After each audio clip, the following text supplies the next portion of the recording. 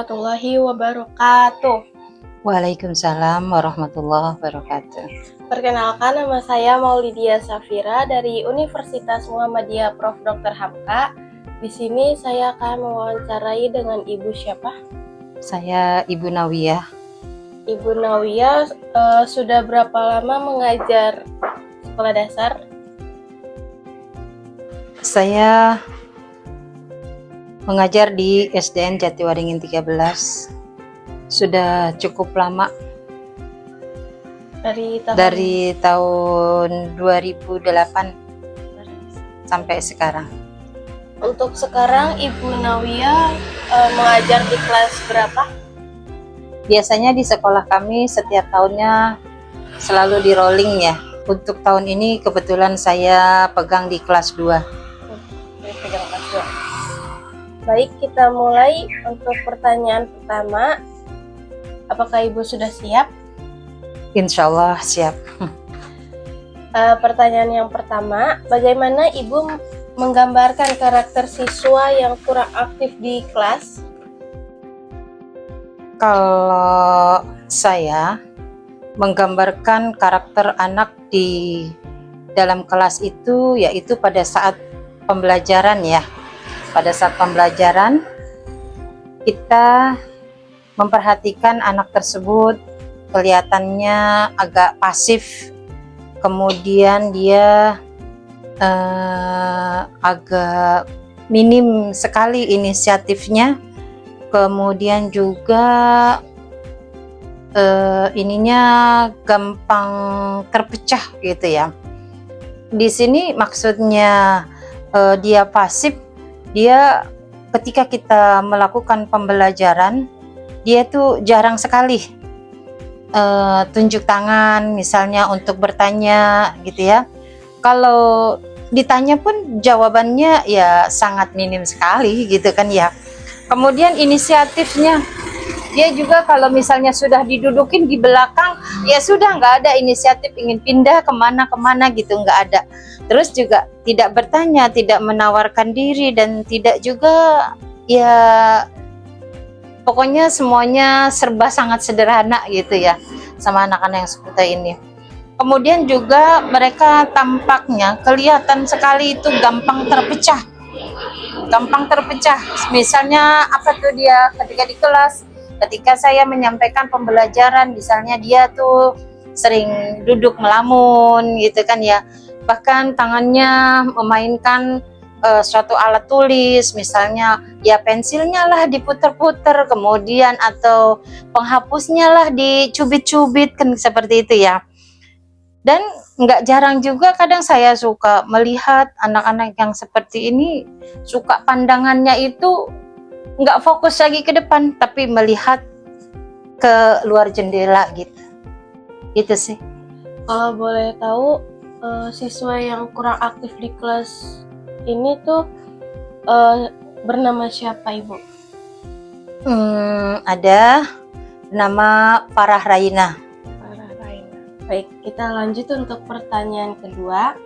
Sejak kapan Ibu mulai mengamati perilaku tersebut?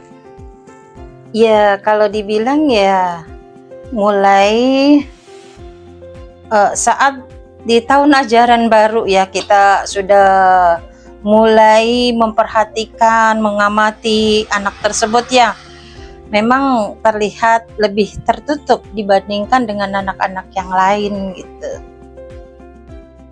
Pertanyaan selanjutnya, bagaimana keaktifan siswa tersebut saat mengikuti pembelajaran?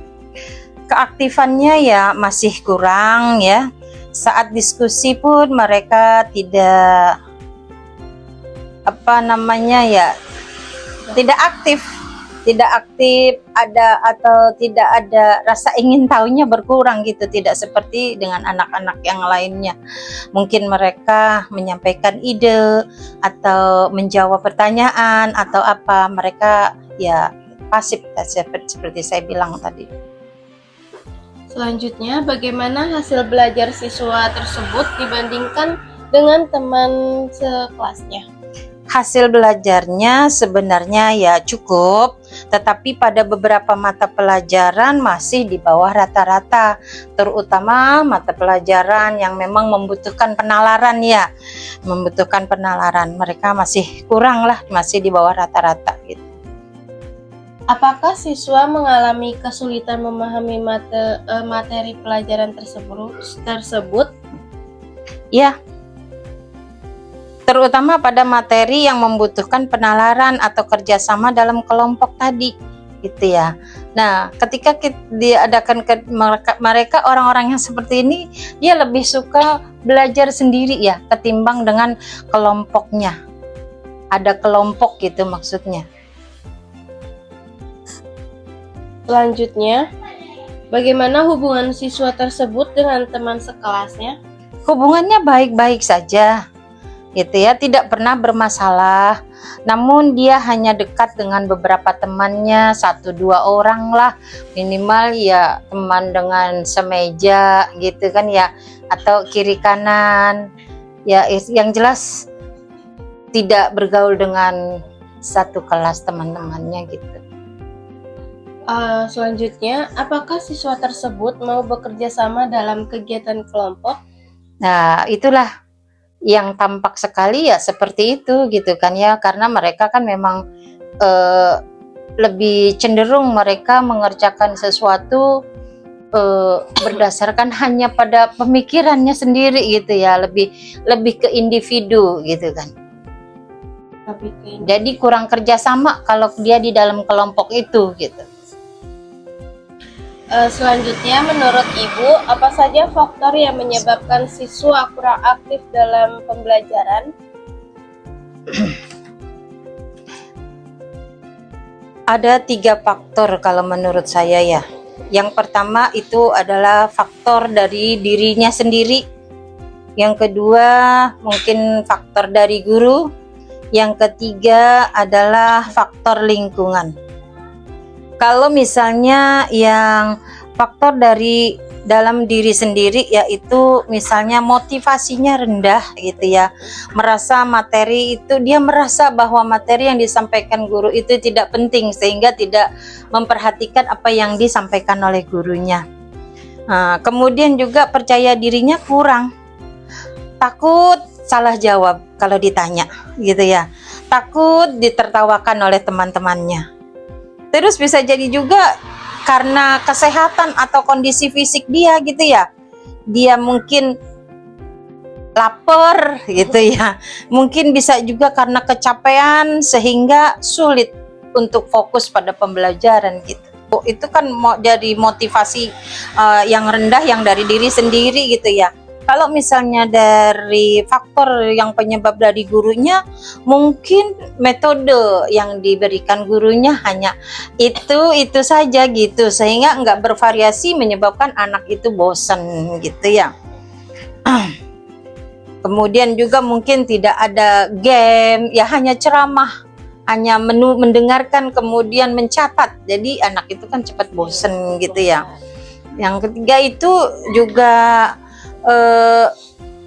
mungkin pertanyaannya itu kurang menantang gitu, sehingga mereka ya